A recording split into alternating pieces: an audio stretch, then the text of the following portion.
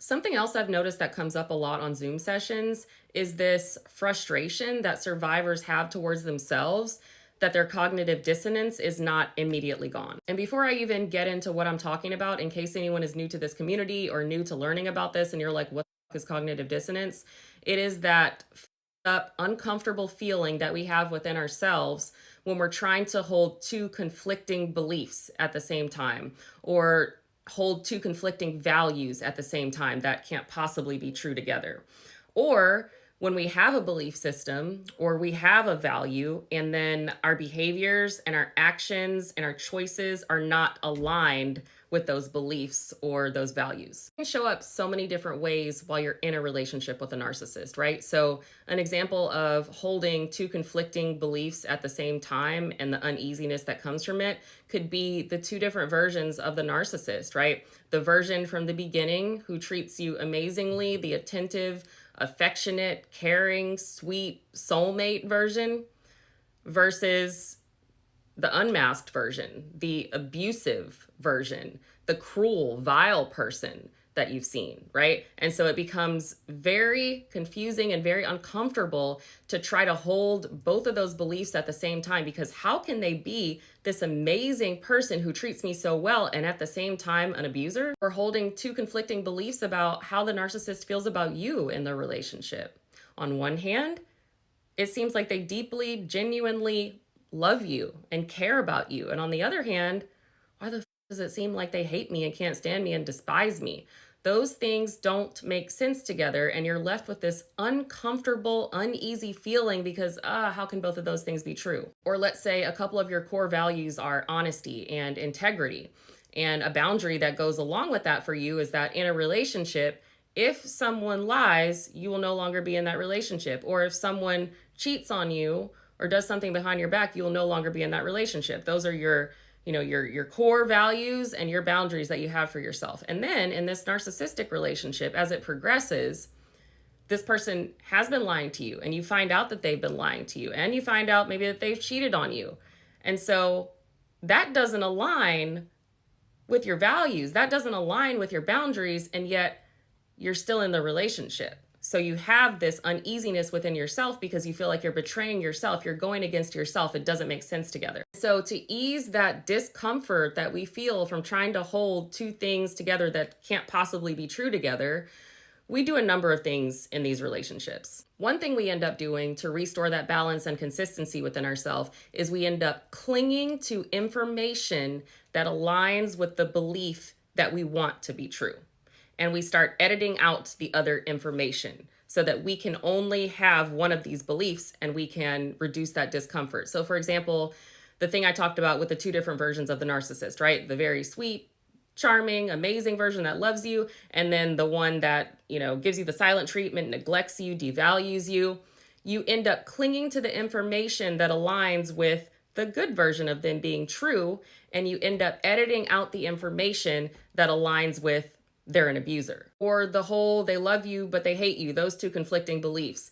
You end up editing out the information that aligns with them despising you and hating you, or you find a way to justify their behavior so that you can believe that they love you. And you start clinging to any information and any examples, and even going out of your way to find examples that align with that belief. Or the example of honesty as a core value and the boundary of not being in a relationship with someone who doesn't lie to you, yet you found out this person's lying and you're still in the relationship.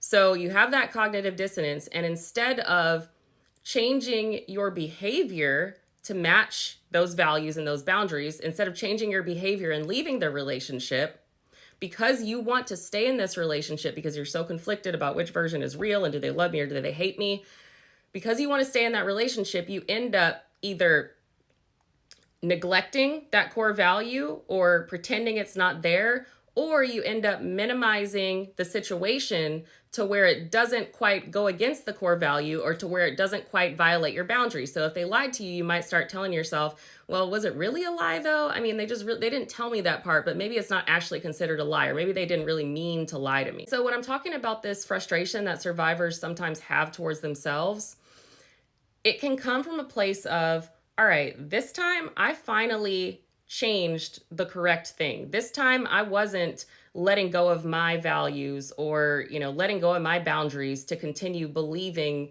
this fantasy. This time, I actually stuck to the reality and the facts. And I said, these are my core values. These are my beliefs. These are my boundaries. This relationship and this person are not aligning with that. So I'm getting out of there. So I'm staying true to myself, right? And so that relieves the cognitive dissonance. So then they're out of the relationship.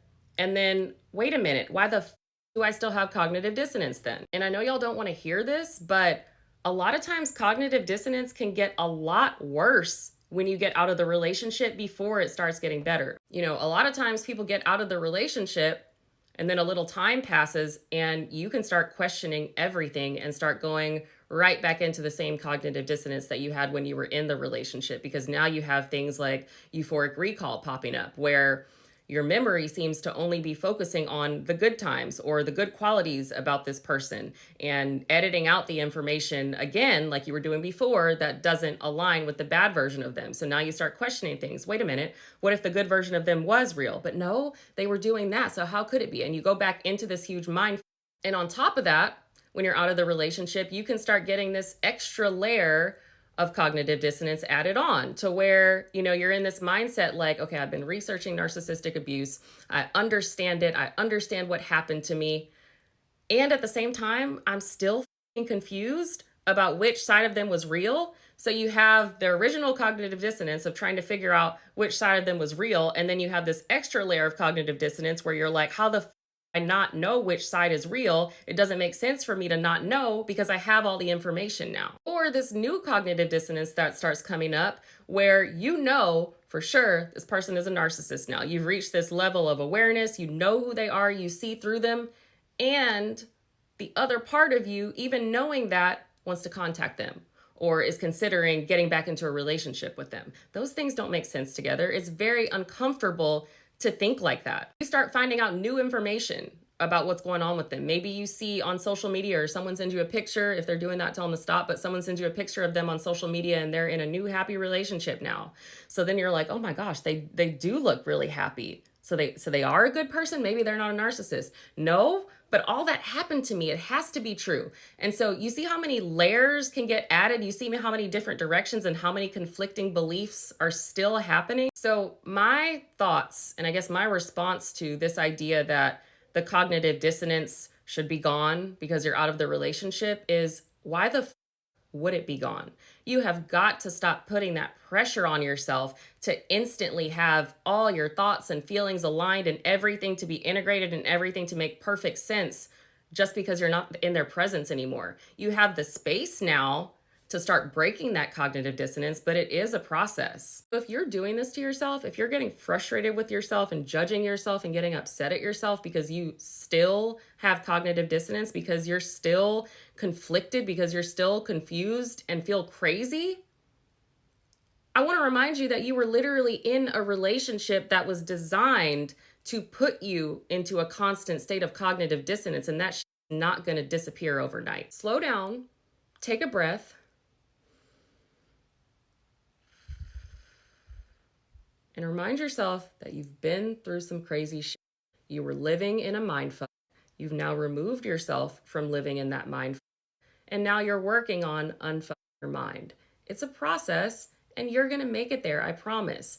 But getting upset at yourself for not immediately being there is only going to make the process longer.